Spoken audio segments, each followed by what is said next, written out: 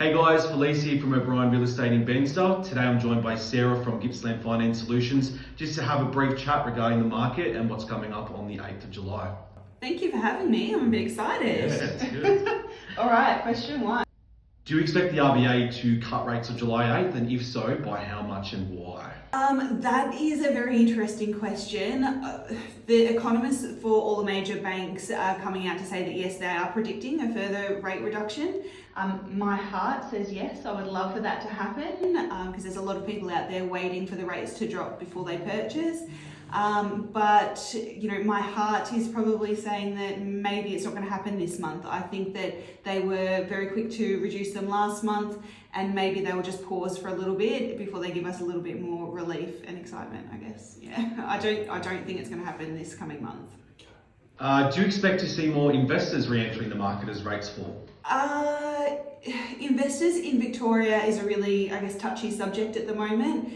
We have the government property tax for Victoria, so there's still a lot of hesitation for investors in Victoria. We do see a lot of people investing in other states where the price to have an investment property isn't as high. So I don't think that the interest rate reduction is going to make a difference significantly to people buying investments in Victoria.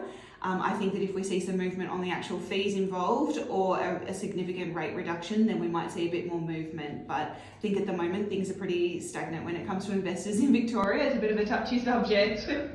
I'm noticing a lot of people are now, they want to sell their investments in Victoria and purchase in other states. Yeah, that's it. And the stamp duty is much cheaper in other states. And then, you've got your annual property tax, which is just a killer for a lot of people. It makes that margin of actually investing in properties that little bit lower.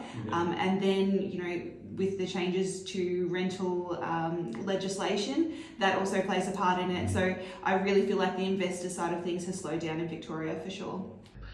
With rates dropping, would you recommend first home buyers act now or wait further? That's a really interesting question. My thing has always been it's not about timing the market, it's about actually getting in the market. So I don't think that there's a good or bad time for a first home buyer to be getting in. I think the sooner the better, because if the rates drop, the house prices are going to go up and it's going to make it that little bit harder for a first home buyer to get in the market.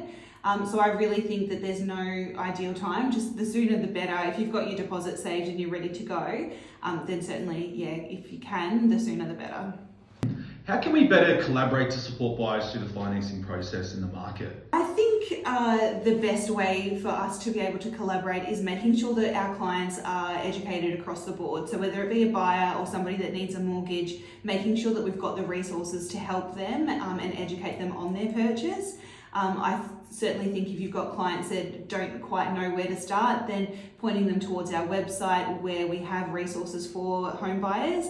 We've got a whole home buying guide available, different calculators, and that sort of thing. So I think it's really good that if you've got a client that is unsure, you know where to point them in the right direction to get the right information. I've definitely noticed lately with first home buyers really not knowing that the option of broker is there and going directly to banks, which we obviously are referring them through, but I haven't really experienced that until lately. It is, and the biggest difference between going to a bank versus coming to a broker is that, like in our regional town, we've only got 4 major banks, or 5 if you count Bendigo, but if you come to a broker, we've got a whole range of banks that we can deal with, and if you don't fit a policy at one bank, we can certainly point you in the right direction to get approval through a different bank.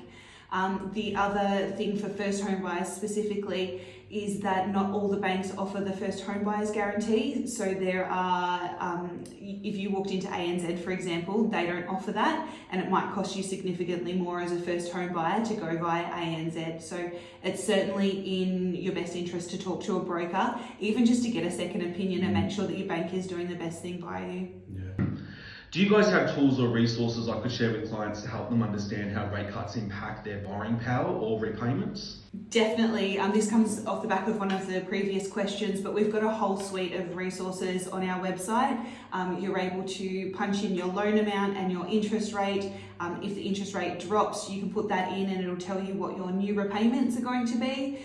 We've also got calculators that help to calculate if you've paid extra off your home loan, how much that's going to save you in interest.